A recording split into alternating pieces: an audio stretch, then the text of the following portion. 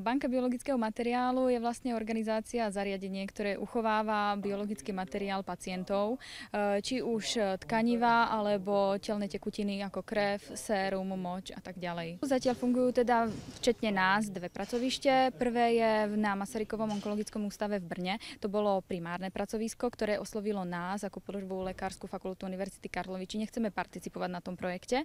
Samozrejme vôľa bola, pripojila sa k nám aj Všeobecná fakultná nemocnica a tým vzniklo práve naše druhé pracovisko, naša banka biologického materiálu. Ide vlastne o uchovávanie tkání, ktoré v budúcnosti môžu byť použité pre vedecké účely a primárne sú teda určené pre vedecké účely, čo môže opäť viesť k zlepšeniu diagnostiky, k nájdeniu nových liekov, k zlepšeniu liečby a tak ďalej u pacientov a teda primárne onkologických pacientov v našom prípade. Uchovávame tkanivá pacientov a to buď natívne v dusíkatých párach, to je na minus 156 stupňoch Celzia, alebo v RNA lateru, ktorý uchováva RNA daných vzoriek a to je na minus 80. Následne sa potom uchovávajú ešte aj tekutiny telné a to moč z urologickej kliniky u onkologických pacientov a pak krv. A z krvi získavame sérum, uchovávame aj plnú krv, plazmu a DNA. V prvom kroku samozrejme celý projekt je venovaný onkologickým pacientom, ale bola by škoda vynechávať potom v budúcnosti nejaké vzácne ochorenia, ktoré chodia na naše kliniky, takže v budúcnosti rátame práve s rozšírením tejto palety našich pacientov aj o tieto vzácne choroby.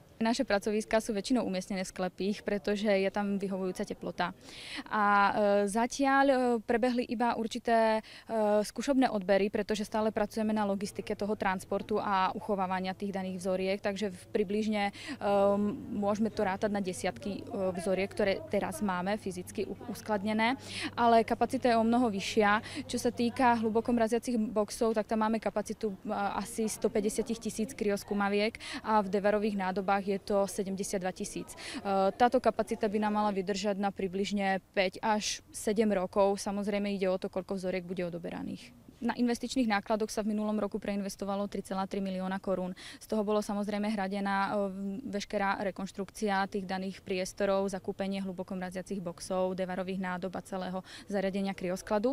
A z nemateriálových nákladov to bolo 4,5 milióna. Bola aj vybavené kliniky odberové, veškerým spotrebným materiálom odberovým a taktiež bola zriadená jak kancelář, tak laboratoře. Primárne našim cieľom, keďže naša banka funguje ešte v podstate len pol roka, bolo vytvoriť takéto určité technické zázemie u nás na prvej lekárskej fakulte, čo sa nám podarilo.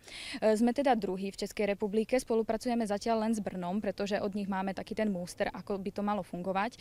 A v prvom kroku sa budeme snažiť rozposielať tieto naše vzorky hlavne v rámci našich kliník, po prípade Brna a Českej republiky. Až v ďalšom kroku po zabehnutí určitých protokolov rátame s tým, že by sme potom prešli aj do Európskej únie a teda aj do zahraničia. Teda v budúcnosti sa ráta aj so spoluprácou so zahraničím.